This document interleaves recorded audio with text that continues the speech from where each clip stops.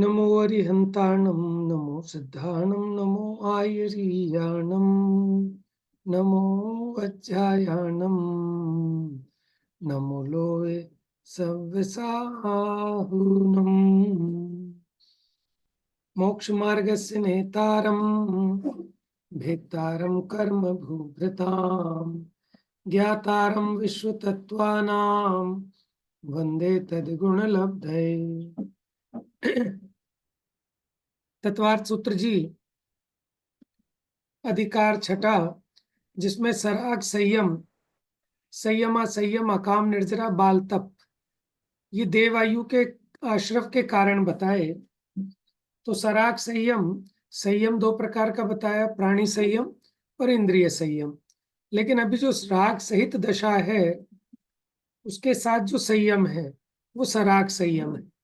संयम असंयम, थोड़ा संयम है थोड़ा असंयम है। माने एक इंद्रिय आदि संबंधी हिंसा का त्याग नहीं हो पा रहा, इस अपेक्षा असंयम, और त्रस्त जीवों की हिंसा का त्याग हो गया इसलिए संयम। तो ये संयम असंयम का भाव भी देवायु के आश्रव का कारण है। फिर बताया था अकाम निर्जरा के विषयों के त्याग की इच्छा नहीं है, फिर भी पराधीनता से भोग का निरोध हो जाने पर संक्लेश नहीं करते, तो उनको अकाम निर्जरा होती है, जिसके कारण देवायु का आश्रय होता है। तो उसके पीछे एक गाड़ी नहीं। इसी प्रकार दूसरों द्वारा दुख दिए बिना भी दीर्घ काल तक दरिद्रता या अस्वस्थता दुख भोगते हुए भी संक्लेश नहीं करना अकाम निर्जरा है। मिथ्यात्व सहित आत्म ज्ञान रहित जिन लिंग बिना अन्य लिंग संबंधी काय क्लेश में तप करना बाल तप है। तो यहां तक हमारी चर्चा हो गई थी। अब पढ़िए, इससे आगे कौन पढ़ेगा?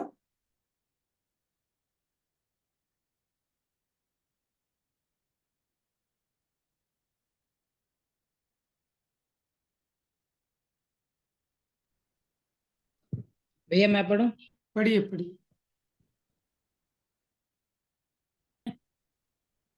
हेलो, हाँ जी पढ़िए।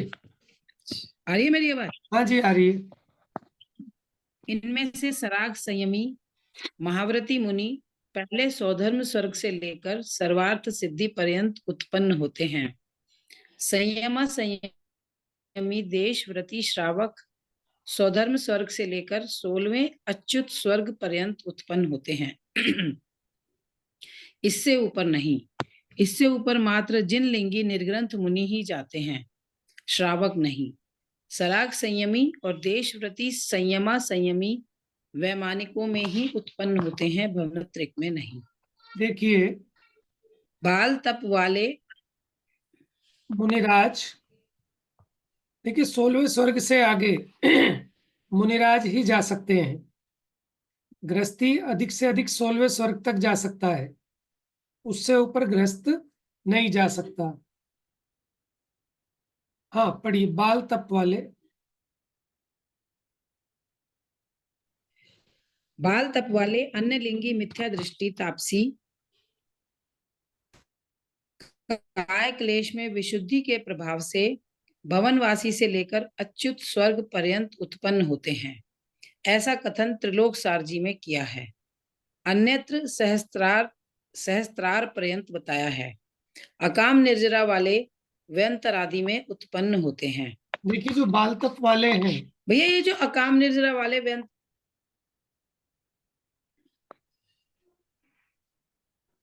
हाँ जी, जो ये अकाम निर्जरा वाले व्यंतर आदि में उत्पन्न होते हैं लिखा है, तो जैसे एक इसमें अकाम निर्जरा का आपने ये बताया था कि भाई वो दुख सहन तो करना नहीं चाहता, मतलब भूखा तो रहना नहीं चाह रहा, पर खाना नहीं मिल रहा उसे, तो वो कह रहा चल कोई बात नहीं, नहीं मिला।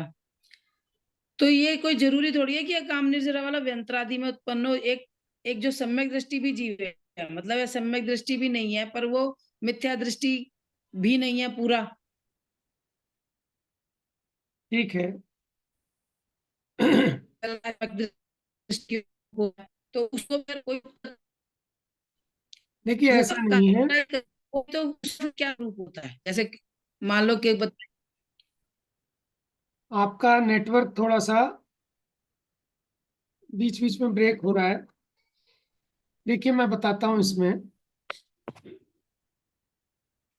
ये जो बाल तत्व वाले अन्य लिंगी मिथ्या दृष्टि तापसी है, वो तो 16वें स्वर्ग तक जा सकते हैं, भवनवासी से लेकर 16वें स्वर्ग तक, ऐसा कथन त्रिलोक सारजी में आया। और अन्यत्र ऐसा भी लिखा कि अन्य लिंगी जो होते हैं वो 12वें स्वर्ग तक जा सकते हैं। 12वें स्वर्ग का नाम है सहस्रार। लेकिन अकाम निर्जरा वाले व्यंतर आदि में उत्पन्न होते हैं। तो व्यंतर आदि का मतलब क्या है? व्यंतर आदि में उत्पन्न होते हैं। अब देखो, आदि शब्द से तो ज्योतिषी भी हो सकते हैं, वैमानिक भी हो सकते हैं, ठीक है, क्योंकि इनका क्रम इस प्रकार बताया जाता है: भवनवासी, व्यंतर, ज्योतिषी और वैमानिक, जैसे भवनत्रिक कहते हैं। तो अभी आगे देखते हैं और इस बारे में कुछ विशेष आता है। ठीक। तो आपका प्रश्न यही था कि अकाम निर्जरा वाला कदाचित ऊपर के स्वर्गों में भी तो जा सकता है, ऐसा कोई नियम थोड़ी है कि व्यंतर में ही बिल्कुल नहीं है। जाएगा। यही आपका प्रश्न था ना? तो व्यंतर आदि कह दिया। तो अब इसके अभी इसमें स्पष्टीकरण अभी देखते हैं आगे कहीं आता है क्या। ये मुख्यता की अपेक्षा कथन समझना, बाकी तो जी नॉर्मल भैया, वो मिथ्या आप दृष्टि भी वैमानिकों में चला जाता है। वैसे भी भैया आपने स्पष्ट कर ही दिया कि इसमें व्यंतरादि लिखा है, यानी कि व्यंतर को आदि दे के वैमानिक तक भी जा सकता है। देखो इससे लगता तो ऐसे ही है, इसका मतलब यही हो गया, लेकिन मैं है ना? अभी अभी बहुत ज्यादा इस बारे में श्योर नहीं हूं इसमें।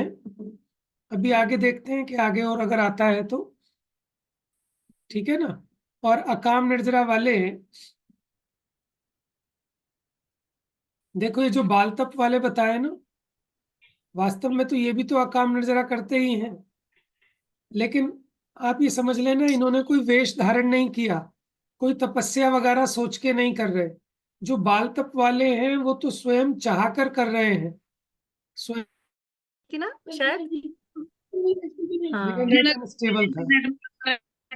नहीं नहीं भैया, आपकी आवाज क्लियर नहीं आ रही, शायद हमें तो नहीं आ रही। मुझे भी नहीं आ रही थी, मुझे लग रहा था शायद मेरा इंटरनेट गड़बड़ है।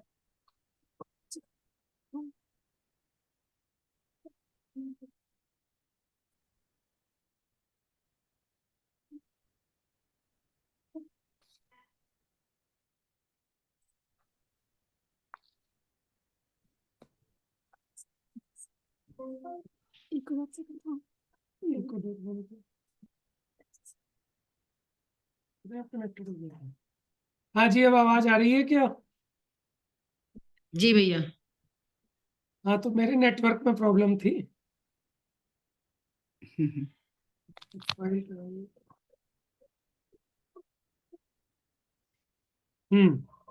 ऑनलाइन क्लास का यही ड्रॉबैक है। हाँ, कोई बात नहीं, बहुत कभी कभी होता है ऐसा। तो देखिए इन्होंने क्या डिफरेंस किया बाल तप वालों में। वो तो अपनी इच्छा से उपवास कर रहा है, अपनी इच्छा से त्याग कर रहा है। लेकिन जो अकाम निर्जरा वाला है, वो अपनी इच्छा से भूखा नहीं रह रहा, वो तो खाना मिल नहीं पाया, लेकिन उसमें संक्लेश नहीं कर रहा है, ठीक है ना। इसलिए कि जैसे अपने अपने आदिनाथ भगवान थे, मतलब मुनिराज थे, तो वो तो इच्छा करके जा रहे थे ना रोज आहार के लिए, बिल्कुल। पर उन्हें आहार नहीं। तो फिर उनकी क्या काम निर्जरा कहलाएगी? मेरा तो कहने का उनके मतलब ये है। अकाम निर्जरा नहीं, उनका तो व्रत है, नियम है, वो तो अंतराय पड़ रहा था, ठीक है, वहां ये बात लागू नहीं पड़ेगी। क्योंकि उनका तो नियम है कि वो आखड़ी लेके जाएंगे, मिला तो ठीक, नहीं तो समता रखते हैं। वो अकाम निर्जरा में नहीं आएगा, वो तो सकाम निर्जरा है। सम्यक दृष्टि के सकाम निर्जरा होती है, मिथ्या दृष्टि के होती है अकाम निर्जरा।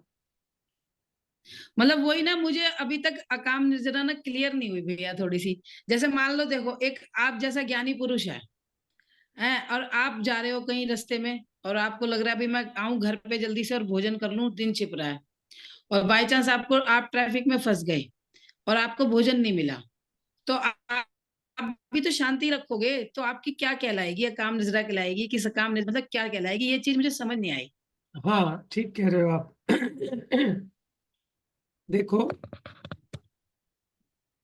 ये जो है ना, श्रद्धा और चारित्रिक पे चला गया आपका क्वेश्चन जो है।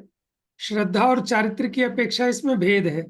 अब जिसे आप ज्ञानी कह रहे हो, वो श्रद्धा की अपेक्षा तो उसको ये है कि मैं पर पदार्थ को ग्रहण ही नहीं कर सकता, लेकिन अभी चारित्रिक की कमजोरी होने से उसको राग तो बराबर आ रहा है।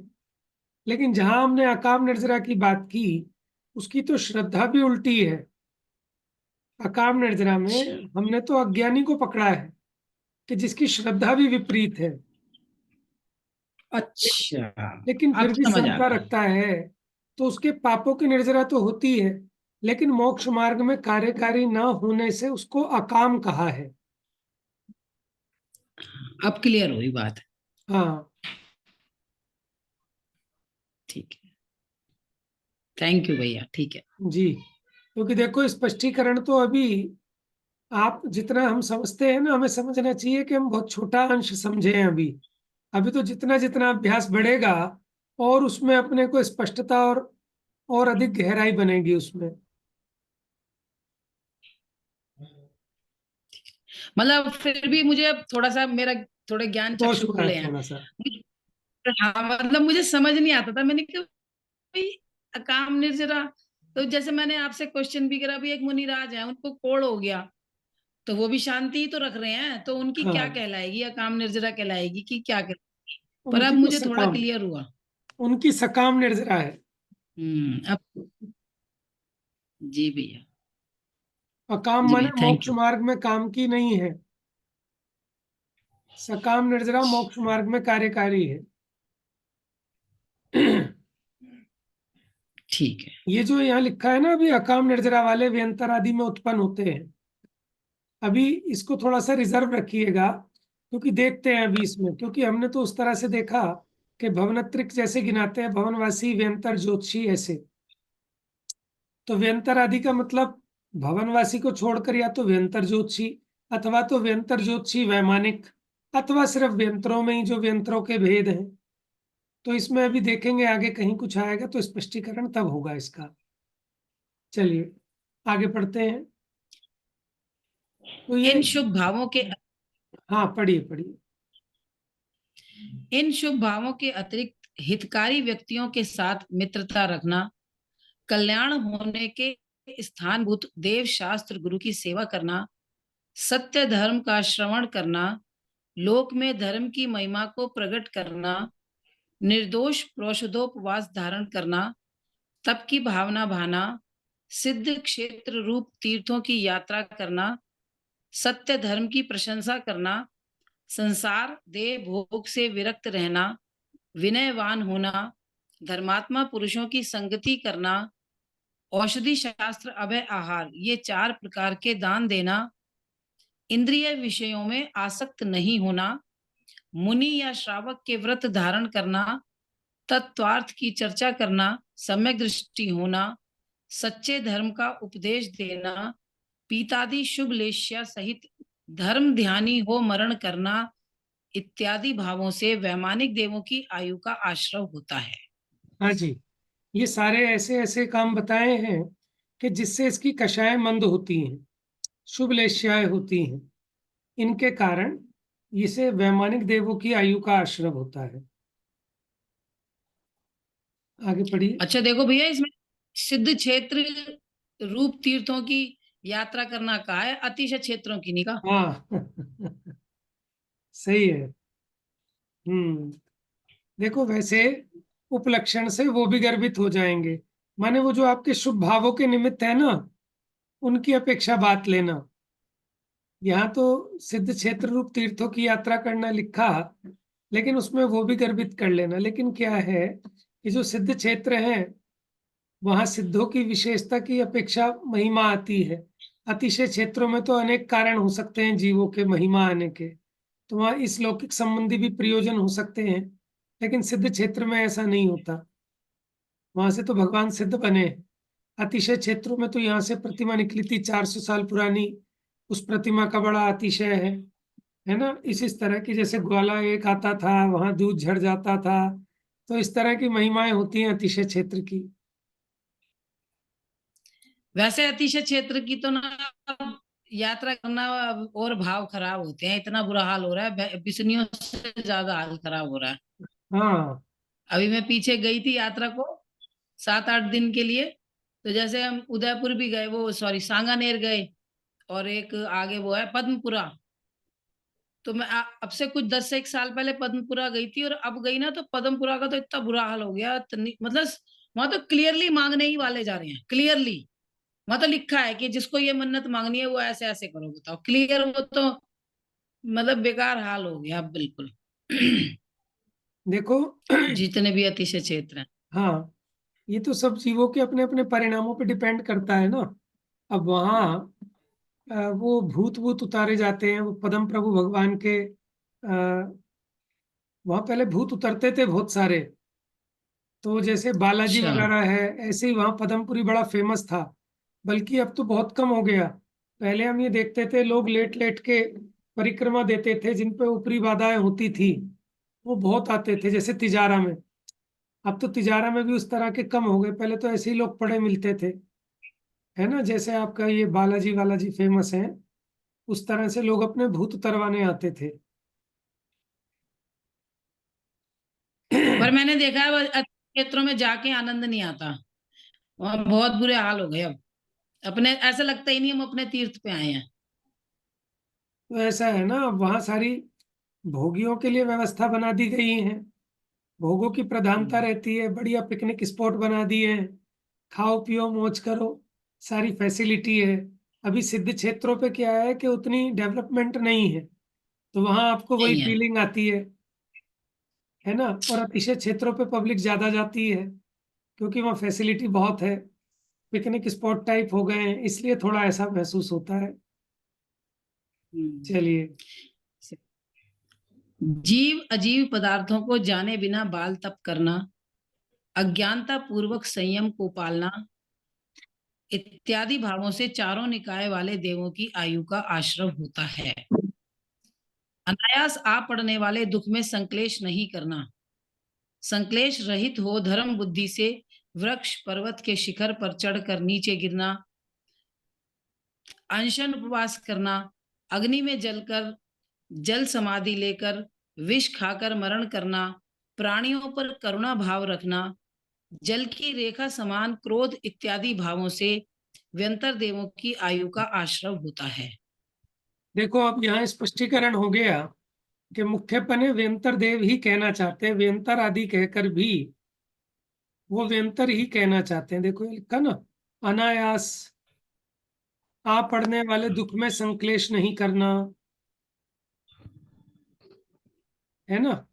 तो ये भी सब, और ये जो आपके समाधि उमाधि लेके मरण को प्राप्त होते हैं, ठीक है, ऊपर से कूद जाते हैं, जल समाधि ले लेते हैं, काशी में करौंत ले लेते हैं, ठीक है, ये सब इनको लिखा व्यंतर देवों की आयु का आश्रय होता है उनके इस परिणामों से।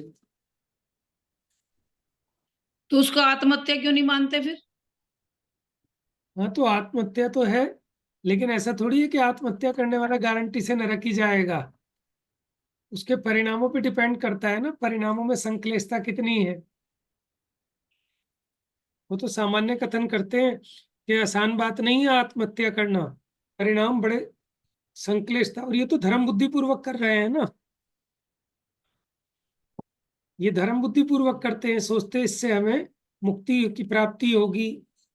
ये भी अपने परिणामों में कषायों को मंद करते हैं, इसलिए व्यंतर आदि बनते हैं।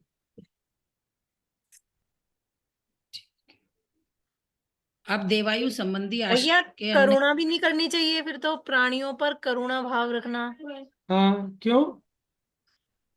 तो भी तो व्यंतर देव की आयु का बंद हो रहा है। कहाँ लिखा है? भैया अच्छा, ऊपर नीचे अरे सुनो लाइन पे सुनो आप सुनो सुनो, ऐसा थोड़ी है कि कोई भी अगर प्राणियों पे करुणा भाव रखेगा तो उसे व्यंतर व्यंतर गति मिलेगी।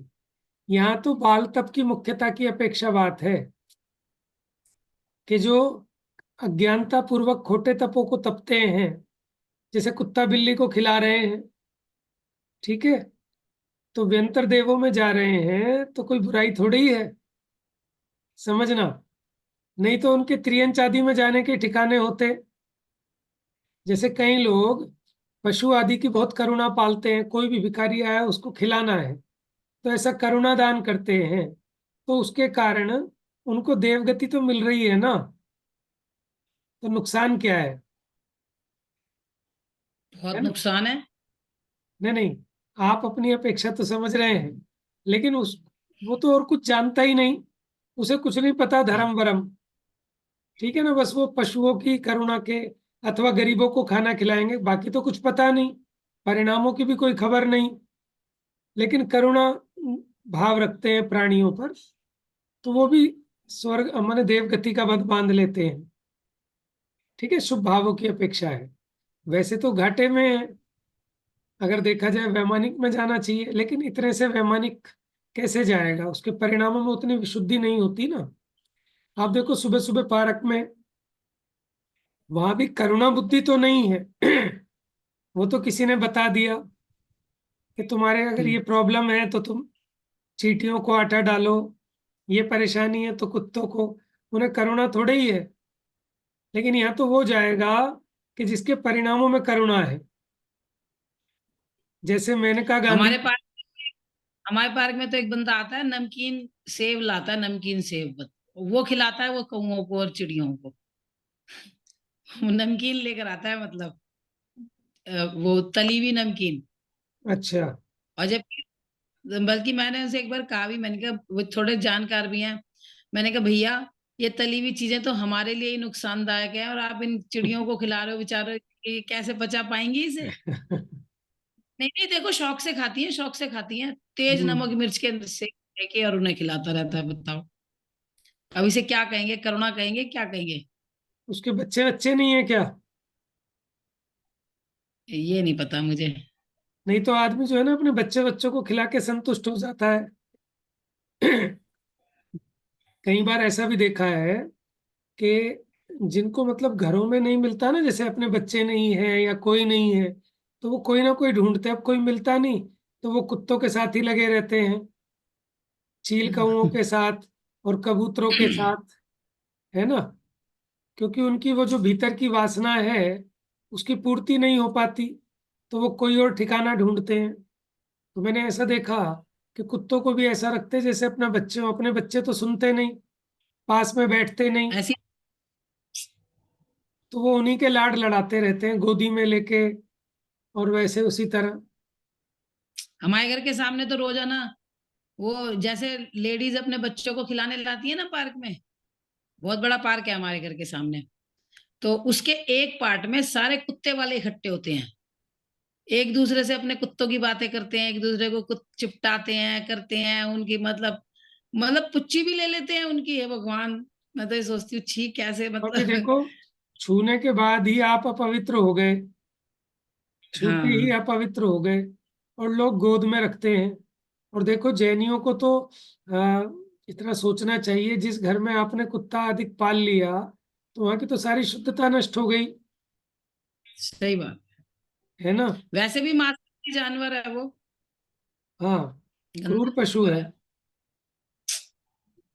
तो यहाँ प्राणियों पर करुणा भाव रखना, वो मंद कषाय का द्योतक होने से वो व्यंतर की आयु बांधते हैं। पर मैं तो कह रही हूँ, जो तुमने चिड़ियों को ऐसी चीज खिला दी जो चिड़ियों के मरने में, बीमारी में है, वो तो हाँ, करुणा भाव भी नहीं जाएगी। करुणा कहाँ है? करुणा सही भी बात। कहाँ है, वो तो तुमने ऐसी नमकीन खिला रहे हो, वो जो हमें ना हजम हो, तो वो चिड़िया बेचारी बीमार पड़ जाएंगी उससे। देखो कबूतरों को बाजरा डालते हैं और वो बाजरा बहुत गर्म होता है, तो बताते हैं कि उनकी आंखें खराब हो जाती हैं कबूतरों की।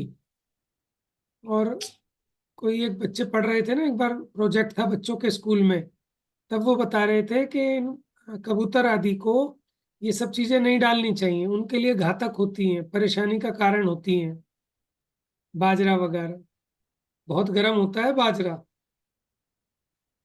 अच्छा। अब देखिए, ये जो शुभ भाव हैं, ये तो समझ में आया कि देवायु के आश्रव के कारण है, लेकिन अब इस सूत्र में कहते हैं सम्यक्त्वम च, के सम्यक्त्व भी इसका कारण है, देवायु के आश्रव का। तो प्रश्न ये खड़ा होता है, सम्यक्त्व तो निर्जरा का कारण होना चाहिए, उसके कारण आश्रव कैसे हो रहा है? सम्यक्त्व भाव के कारण आश्रव कैसे हो सकता है ना? तो देखिए, सम्यक्त्व के साथ आश्रव नहीं होता, लेकिन सम्यक दृष्टि के उस जाति के राग परिणाम रहते हैं। सम्यक्त्व के साथ रहने वाला जो शुभ भाव है वो देवायु के आश्रव का कारण है, सम्यक दर्शन का परिणाम नहीं। लेकिन उपचार से सम्यक दर्शन को ही देवायु के आश्रव का कारण कह दिया। चलिए देखते हैं, इसको पढ़िए। सम्यक्तम चय, सम्यक्त्व भी इसका कारण है। तत्वात् श्रद्धान रूप आत्मा का भाव सम्यक्त्व है।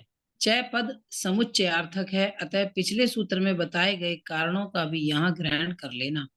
इस सूत्र को पृथक से कहने का प्रयोजन नियम बताना है, अर्थात सम्यक दृष्टि वैमानिकों में ही उत्पन्न होता है, भवनत्रिक में नहीं।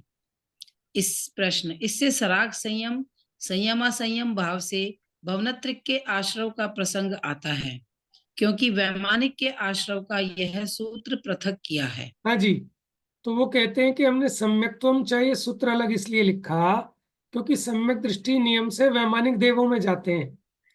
तो वो कहते हैं इससे तो आपत्ति आ जाएगी। इसका मतलब जो पहले वाला सूत्र था वो भवनत्रिक के लिए था क्या? ठीक है ना? अगर आपने वैमानिक के लिए लिखा तो इसका मतलब पीछे वाला क्या भवनत्रिक के लिए था? तो कहते हैं नहीं, वो चारों के लिए था, वो कॉमन था। चलिए देखते हैं उत्तर। यह दोष यहाँ नहीं है, क्योंकि सम्यक्त्व का अभाव होने पर सराग संयम और संयमासंयम नाम प्राप्त नहीं होता है। अतः सम्यक्त्व कहने से वे दोनों इसमें गर्भित हैं। इस प्रकार सम्यक दृष्टि मुनि, सम्यक दृष्टि व्रति श्रावक, अविरत सम्यक दृष्टि मनुष्य त्रियंच, इनके वैमानिक देवायु का ही आश्रय होता है, भवनत्रिक का नहीं होता है। देखिए, सराग संयम सम्यक दृष्टि को ही होगा, संयमा संयम पांचवा गुण स्थान वो भी सम्यक दृष्टि को होगा। इसलिए यहाँ जो हमने सम्यक्त्वम च कहा उसमें सराग संयमी संयमा संयमी वो भी इसमें गर्भित हो गए कि वो भी वैमानिक ही बनेंगे। एक प्रश्न और लेते हैं। महाव्रती मुनि और देशव्रती श्रावक सम्यक्त्वी के वैमानिक देवायु का आश्रय होता है, यह तो समझ में आ गया। परंतु मिथ्या दृष्टि के समान जिन सम्यक दृष्टि के बहुत परिग्रह और बहुत आरंभवादी पाप कार्य दिखाई देते हैं, उनके देवायु का नियम कैसे संभव है? तथा क्षायिक सम्यक्त्व होने पर भी राजा श्रेणिक अपघात पूर्वक मरण कर नरक में गए, ऐसा उल्लेख पुराणों में है, वह कैसे घटित होता है? प्रश्न समझ में आया? आपने तो कहा था कि सम्यक दृष्टि को वैमानिक देवों का ही आयु का आश्रय होता है, तो क्षायिक सम्यक दृष्टि राजा श्रेणिक नरक में कैसे चले गए? कि भैया वो जो नरक आयु बांधी थी वो सम्यक दर्शन होने से पहले बांध ली थी।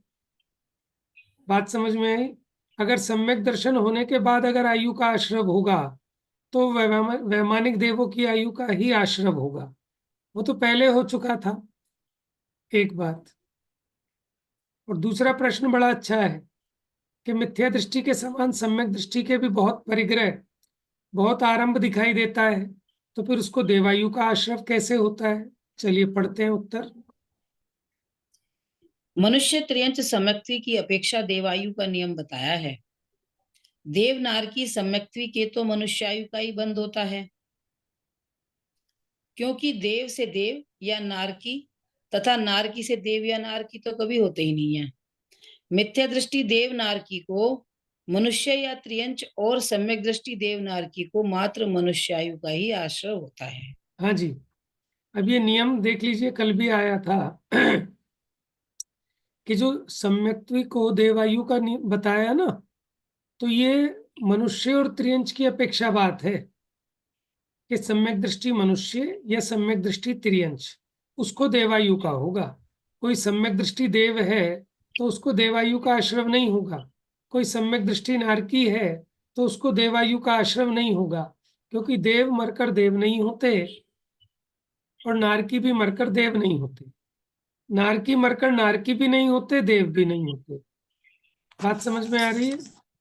और जी अगर भैया। कोई सम्यक दृष्टि देव है या नारकी है तो वो मात्र मनुष्य आयु का ही आश्रय करेंगे, जबकि मिथ्या दृष्टि देव और नारकी वो मनुष्य भी हो सकते हैं और त्रियंश भी हो सकते हैं, लेकिन सम्यक दृष्टि देव और नारकी नियम से मनुष्य ही होंगे। आगे पढ़िए। सम्यक दृष्टि मनुष्य त्रियंच के सर्वज्ञ देव संबंधी आगम के अनुसार त्रस स्थावर जीवों का ज्ञान हुआ है। मिथ्यात्व का अभाव हो जाने से जीवादि प्रयोजन भूत तत्वों का सम्यक श्रद्धान हुआ है।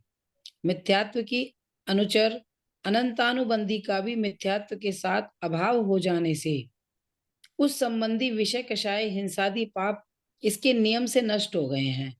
अतः इसके अंतरंग में सदा सभी जीवों के प्रति करुणा भाव रहता है।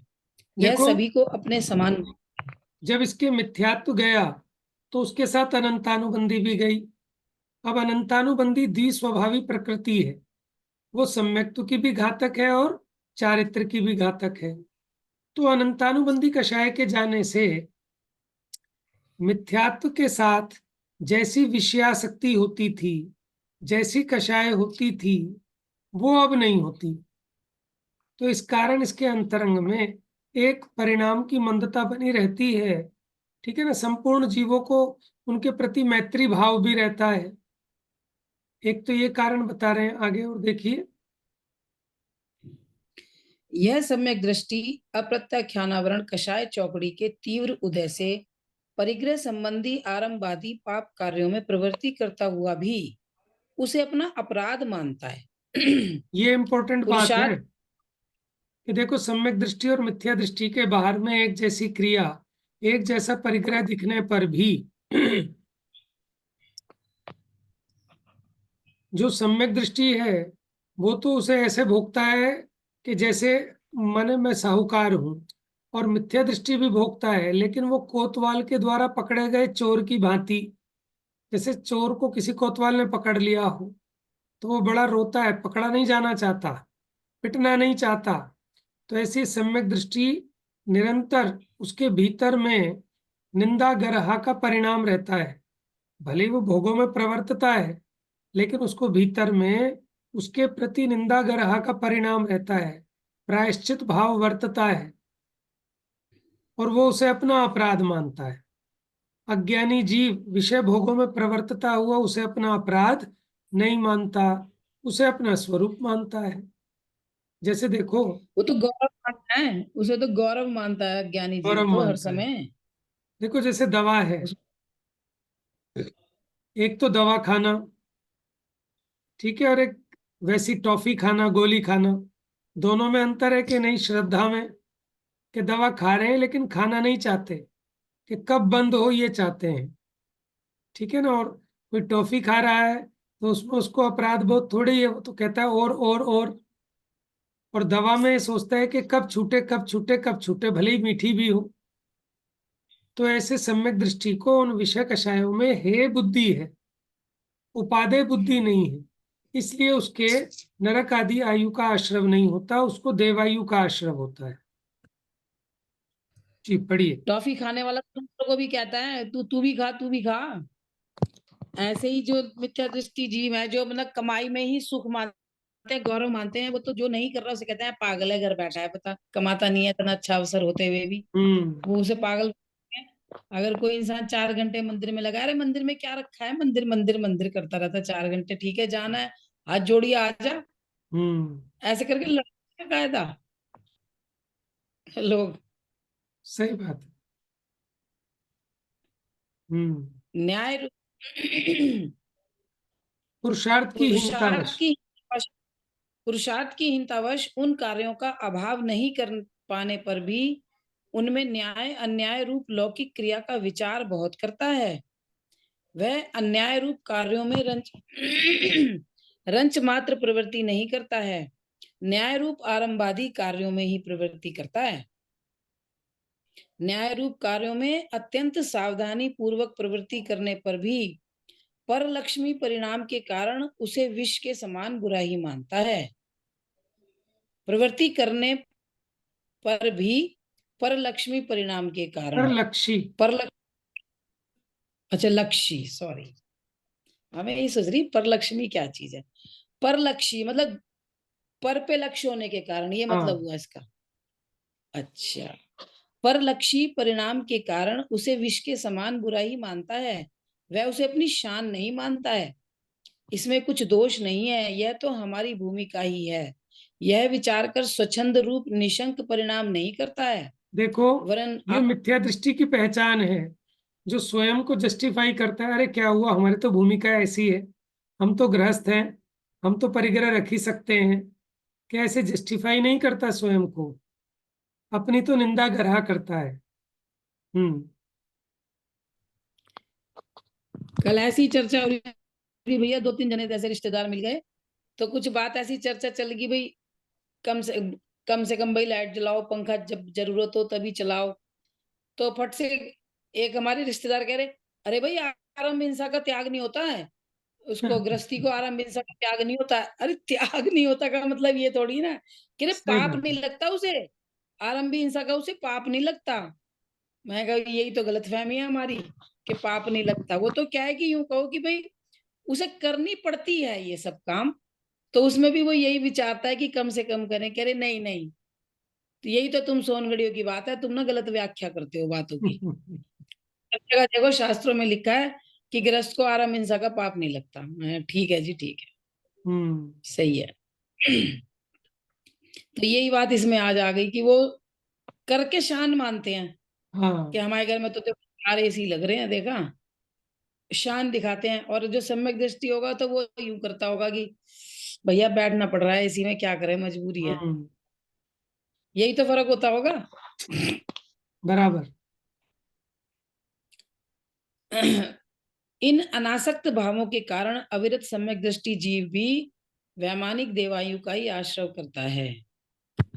ठीक है वैसे उसके। भैया इतनी सूक्ष्मता तो आपने ही बताया बातें, बस बहुत सूक्ष्मता से बताते हो आप। नहीं, ये तो सारी शास्त्रों में है, हम तो कहाँ से बताएंगे, हमारी क्या योग्यता है। ये तो शास्त्रों में इतना स्पष्ट लिखा है कि हम स्वाध्याय करें तो सब चीजें हैं। ये तो आगम परंपरा से आई हैं सब बातें। अब देखिए, राजा श्रेणिक का क्या तथ्य था, उसके बारे में चर्चा कल करेंगे, है ना। राजा श्रेणिक कैसे उनको नरकायु का आश्रय हुआ, क्यों हुआ। जा वाणी के ज्ञान से सूझे लोकालोक, सो वाणी मस्तक नमो सदा देते हूँ धोख।